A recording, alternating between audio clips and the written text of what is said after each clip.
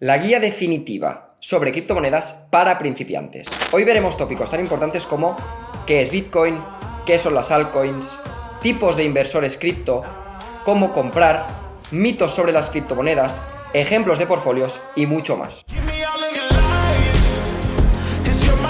¿Qué es Bitcoin? Bitcoin es una revolución financiera que nos ha hecho descubrir que nuestro sistema financiero y cómo funcionaban los bancos no era realmente tan bueno como creíamos. ¿Por qué? Porque ha nacido algo que es 10 veces mejor. Antes no era posible hacer pagos sin intermediarios, sin terceros. Dependíamos de los bancos, dependíamos de que estuvieran activos, de los fines de semana, de sus propias comisiones y luego que no hubiera conflicto entre países. Además, los bancos están recopilando data sobre ti e incluso llegan a venderla para sacarse un beneficio propio. Mucho más pasa detrás.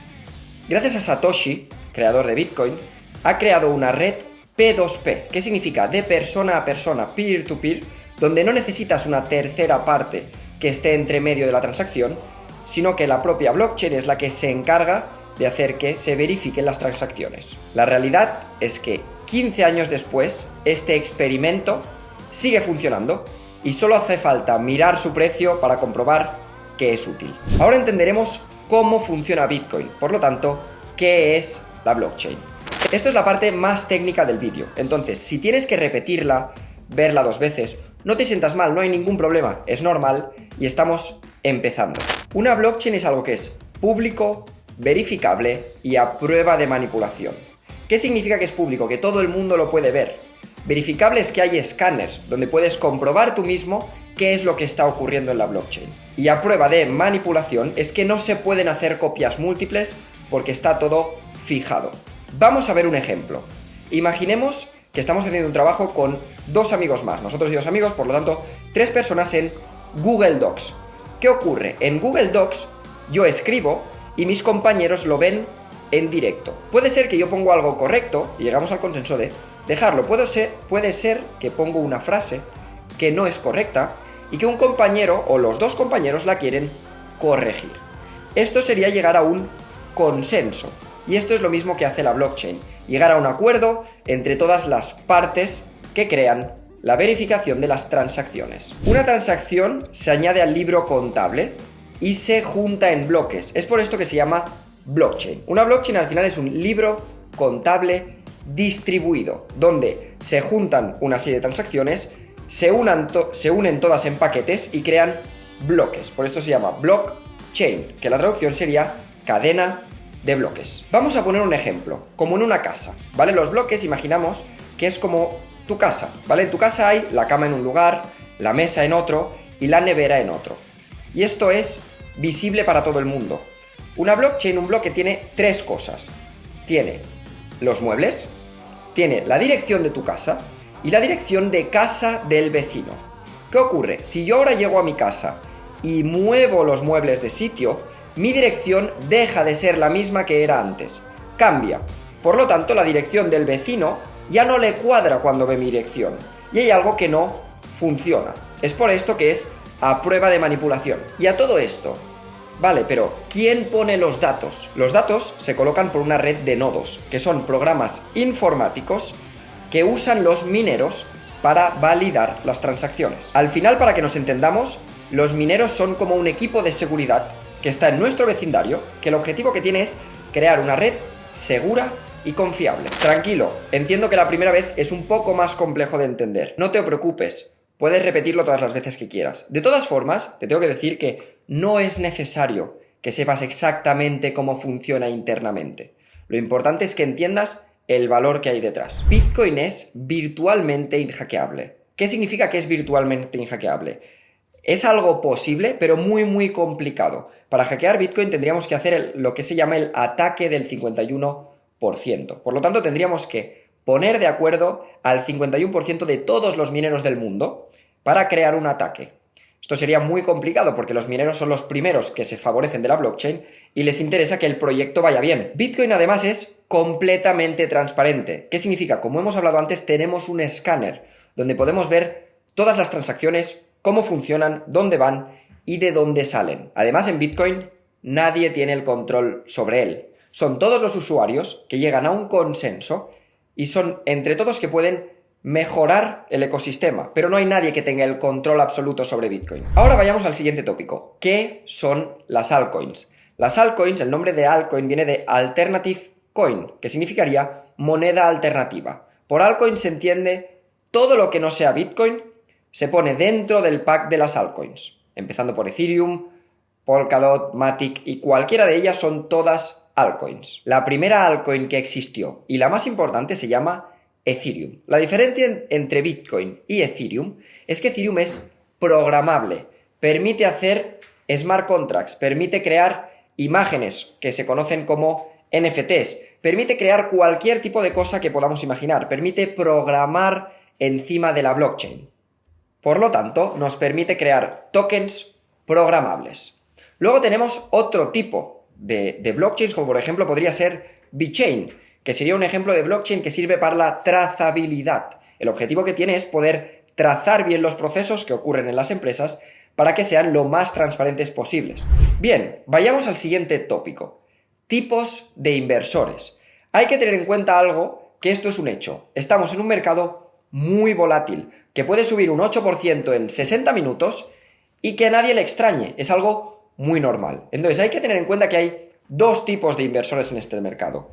El hodler, el conocido holder, que lo que hace es mantener la moneda a largo plazo. No le interesa lo que ocurre, le interesa que cree en el proyecto, ha estudiado el proyecto y cree que a futuro lo tiene y puede sacar un beneficio del proyecto. Luego, por otro lado, tenemos el swing trader. Swing trader es la persona que busca entrar y salir del mercado con un beneficio, consciente de que puede haber momentos donde eso acarree unas pérdidas, pero está buscando sacar un beneficio a mucho más corto plazo. Ahora vamos al tópico seguramente de los más importantes, la terminología cripto. Te aseguro que esto te va a hacer sentirte más listo en el trabajo. Por ejemplo, la primera, ¿qué es una altcoin? No, una altcoin es una alternative coin, como hemos dicho antes, es una moneda que es alternativa a Bitcoin. Luego tenemos la blockchain. La blockchain al final es una base de datos distribuida, ¿vale? En inglés llamado ledger, donde se acumulan una serie de transacciones y se juntan en una cadena de bloques donde van uno tras otro. La mayoría de criptomonedas utilizan la blockchain. Luego tenemos el dinero fiat. El dinero fiat es el que está respaldado por el gobierno. Todo lo que está respaldado por el gobierno se le llama dinero fiat. Claro, no nos sirve por una commodity, como por ejemplo el oro. Nos sirve el dinero que está respaldado por un gobierno, como podría ser los euros o los dólares. Luego tenemos direcciones cripto. ¿Qué son las direcciones cripto? Son un conjunto, que veréis bastante raro, de números y letras que son como tu dirección de casa. Es el lugar donde te podrán enviar criptomonedas y, donde podrás recibir criptomonedas y podrás enviar criptomonedas. Tenemos los exchange. De exchange hay dos tipos. Es el lugar donde podemos comprar y vender criptomonedas con dinero fiat o solo cambiar una criptomoneda por otra. Hay dos tipos de exchange. Los centralizados, como podrían ser Binance o KuCoin, y los descentralizados, como podría ser Uniswap o Curve. Luego tenemos las dApps. ¿Qué son las dApps? Pues es muy parecido, es similar a una app, por lo tanto es una aplicación, lo único que tiene la D por descentralizada. Entonces es una aplicación descentralizada donde no hay una empresa detrás que tiene el control absoluto sobre ella, sino que la dApp sirve y se maneja sola gracias a los usuarios de esta. Luego tenemos DeFi o DeFi, ¿no? En español, que serían finanzas descentralizadas, en inglés Decentralized Finance. Al final es lo mismo que las finanzas tradicionales que tenemos hoy en día, pero funcionan online y no tienen tantos prejuicios, ¿no? Como tiene un banco que dice, vale, ahora tú sí, ahora tú no. En este caso, todo el mundo tiene acceso a DeFi con que tenga una cartera, una billetera, para poder utilizar criptomonedas. Luego tenemos gas fee. El gas fee es la comisión que vamos a pagar a los mineros para que escriban en la blockchain nuestra transacción. Luego tenemos la minería, que son problemas matemáticos que resolverán ordenadores en base a un hash y que sirven para verificar las transacciones. Luego tenemos el staking, que el staking sería algo parecido a poner un aval para que la red confíe en ti. Y lo que sirve es poner un capital nuestro para poder asegurar la red y asegurar transacciones. Luego tenemos que es un hard fork. Un hard fork es una bifurcación de la blockchain. Por lo que sea, no se llega a un consenso, no se llega a un acuerdo y la blockchain se divide en dos, haciendo que una seguramente triunfe más con la otra. Esto ha ocurrido con Bitcoin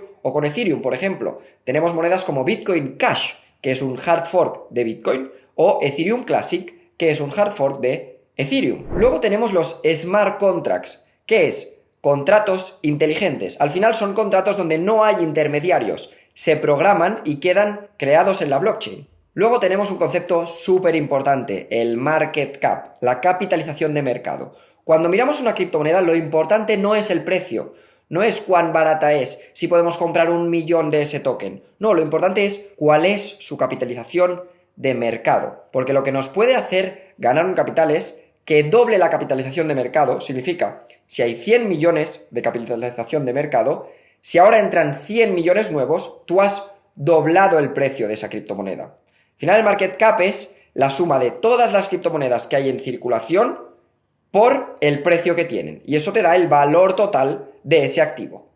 Y por último tenemos las ballenas. Las conocidas ballenas son personas que pueden manipular el mercado. ¿Qué significa? Que cuando compran o cuando venden parte de su cartera, están moviendo el precio del activo. Vayamos a los mitos en cripto. A menudo se dice, cripto es una burbuja. Y tenemos dos tipos de personas. Hay quien cree que esto es algo altamente especulativo y que no sirve para nada, ni va a servir para nada. Y hay quien cree que va a ser la red de pagos para todo. La verdad es que seguramente será algo entre medio, pero ni una ni la otra.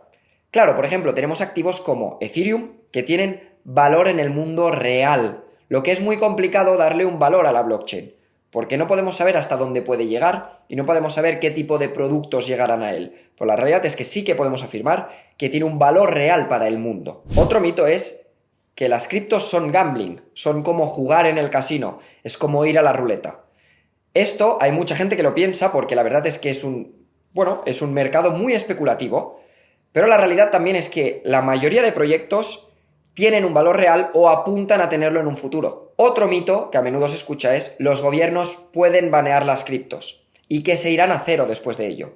Y esto es verdad, ¿no? Un gobierno puede prohibir las criptomonedas y puede decir, oye, no se puede utilizar en mi país. Pero la realidad es que el gobierno no tiene ninguna potestad sobre la criptomoneda. La criptomoneda va a seguir funcionando igual. Y si tú tienes acceso a Internet, por mucho que tu gobierno te lo prohíba, tú vas a poder comprar. Es más, tenemos países que incentivan las criptomonedas, que las utilizan para traer riqueza, y esto ya está pasando y cada vez va a seguir pasando más. Porque si tú ves que el país de al lado o otro país está generando riqueza gracias a incentivar las criptomonedas, seguramente te quieras sumar a la ola. Hay quien cree que cripto es como el dinero fiat, que nos va a servir para comprar todo en el día a día, para hacer todas las compras y ya no necesitaremos el dinero fiat. La verdad es que ojalá esto pasara, estamos esperando a ello, pero falta mucho. Necesitamos que entre muchísima regulación, que esto se profesionalice mucho más para que esto algún día pueda ocurrir. El último mito es que cripto es solo para criminales. Y esto es verdad que los criminales aman las criptos, porque al final pueden evitar a los bancos.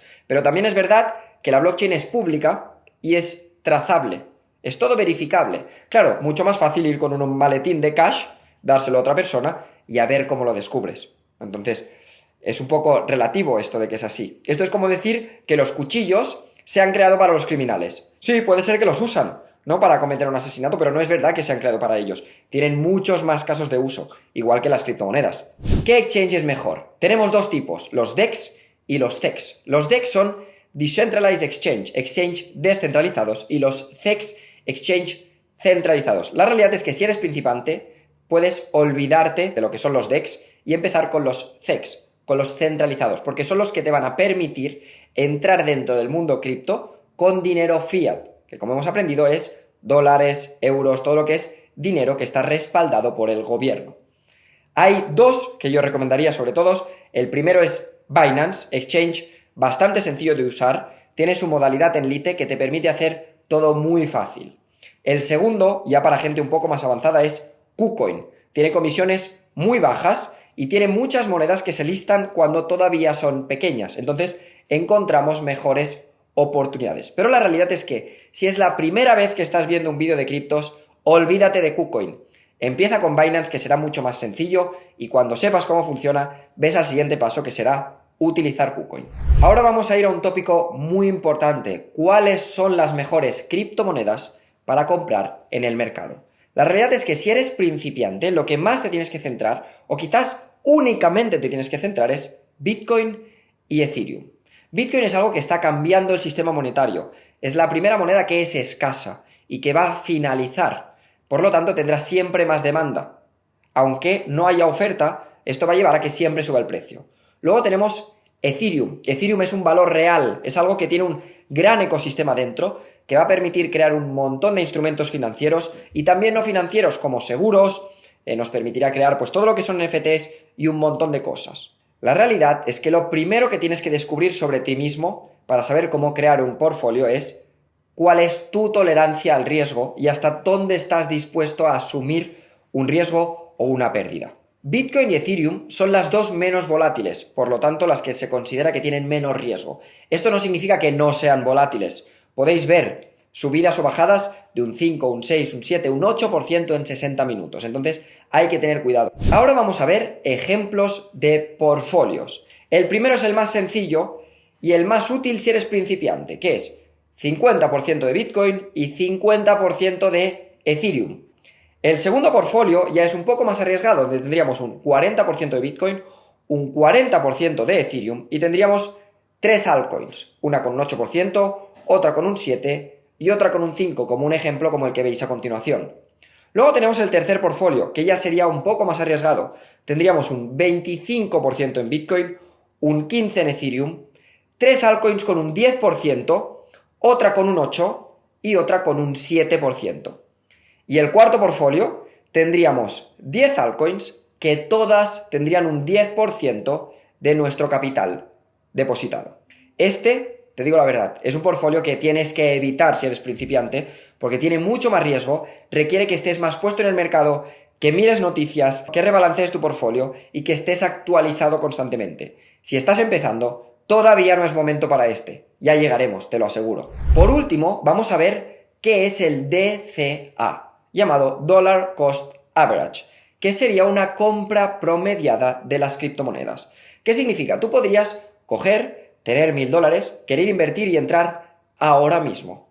¿Qué pasa? Puedes tener mucha suerte o muy mala suerte. Puede ser que entres arriba del todo y te comas un retroceso, o suceda lo contrario, tengas mucha suerte, entres abajo del todo y tal y como compras, empiece a subir. La realidad es que podríamos ir a comer cada día, tirar una moneda y a cara o cruz que nos cueste la comida $10 o que nos cueste 30. O elegir conscientemente que queremos que siempre nos cueste 20 para no tener ese riesgo. Esto sería algo parecido al DCA.